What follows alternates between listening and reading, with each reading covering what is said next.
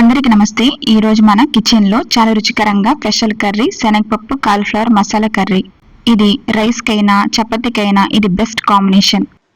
ముందుగా చిన్న కుక్కర్లోని శనగపప్పు వేయండి. ఒక గ్లాస్ శనగపప్పు వేసిన తర్వాత 2-3 సార్లు శుభ్రం కడగండి.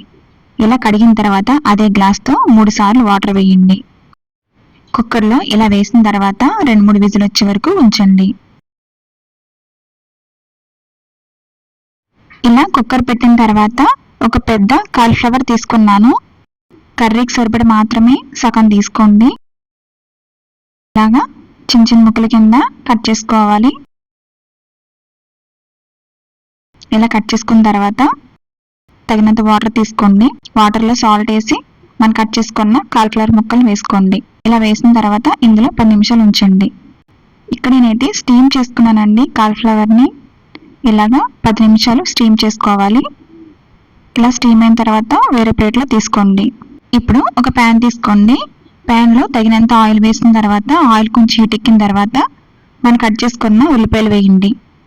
2-3 పచ్చిమిర్చి వేయండి. ఉల్లిపాయలు కొంచెం మగ్గాలంటే సాల్ట్ వేసుకోండి. ఇలా ఉల్లిపాయల్ని సిమ్మిల్లోనే పెట్టి వేగించుకోవాలి. ఎక్కువ మంట పెట్టేస్తే కనుక పచ్చి వాసన ఉంటుంది. ఇప్పుడు 2 టీ స్పూన్ అల్లం పేస్ట్ వేయండి. అల్లం పేస్ట్ కూడా పచ్చివాసన పోయే వరకు వేగించండి. మనం ముందుగా ఉడకపెట్టుకున్న శనగపప్పు వేయండి. అలాగే 2 టీ స్పూన్ కారం వేయండి. 1/2 టీ స్పూన్ పసుపు, 1 teaspoon garam masala powder వేయండి. ఇప్పుడు రుచికి సరిపడా సాల్ట్ వేసుకోండి.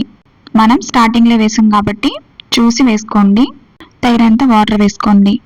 ఇలా వాటర్ వేసిన తర్వాత మూత పెట్టి ఒక 10 నిమిషాలు ఉడికించండి. ఇలా ఉడికించిన తర్వాత మనం ముందుగా స్టీమ్ చేసిన కాలీఫ్లవర్ ముక్కలను వేయండి. ఇలా వేసిన తర్వాత ఇలా మెల్లిగా తిప్పుతూ ఉండాలి. ఇప్పుడు మూత పెట్టి ఒక 10 నిమిషాలు లో ఫ్లేమ్లో ఉడికించండి. అంతేనండి, చాలా ఈజీగా శనగపప్పు కాలీఫ్లవర్ మసాలా కర్రీ రెడీ అయిపోయింది. మీరు కూడా ఒకసారి ట్రై చేసి చూడండి. వీడియో నచ్చితే కనుక తప్పకుండా లైక్ చేయండి. ఇంకా మన ఛానల్ని సబ్స్క్రైబ్ చేయండి.